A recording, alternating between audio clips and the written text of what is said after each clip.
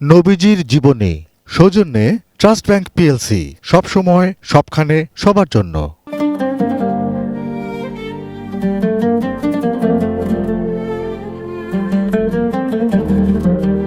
নবীজির জীবনী।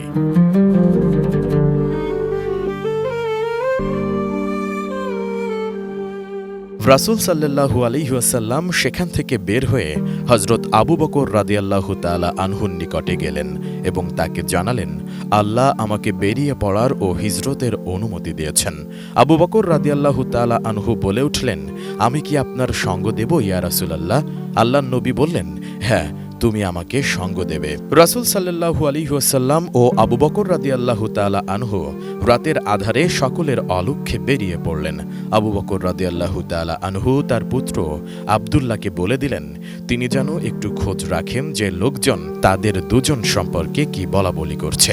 তিনি তার গোলাম আমির ইবনে ফুহায়রাকে বলে গেলেন যে সে যেন দিনের বেলায় ছাগল পালকে চড়াতে চড়াতে রাত হতে হতে ওগুলোকে তাদের নিকট নিয়ে যায়, যাতে করে তারা এগুলোর দুধ পান করতে পারেন। আবু বকর রাদিয়াল্লাহু তাআলা আনহুর কন্যা হযরত আসমা রাদিয়াল্লাহু তাআলা আনহা তাদের জন্য খাবার নিয়ে যেতেন। রাসূল সাল্লাল্লাহু আলাইহি ওয়াসাল্লাম ও আবু বকর রাদিয়াল্লাহু তাআলা আনহু দুজনে ছওর গিরি গুহায় আত্মগোপন করতে মনস্থ করলেন।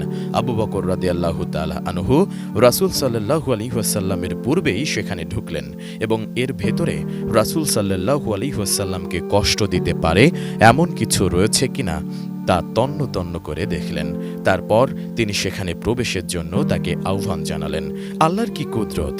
তাদের গুহায় প্রবেশ মাত্রই তিনি একটি মাকড়সা পাঠালেন। দেখতে না দেখতে সে গুহা ও গুহা মুখে অবস্থিত গাছের মধ্যে একটা জাল বুনে আল্লাহর রাসূল ও আবু বকরকে আড়াল করে ফেলল। সৌজন্যে ট্রাস্ট ব্যাংক পিএলসি, সবসময় সবখানে সবার জন্য।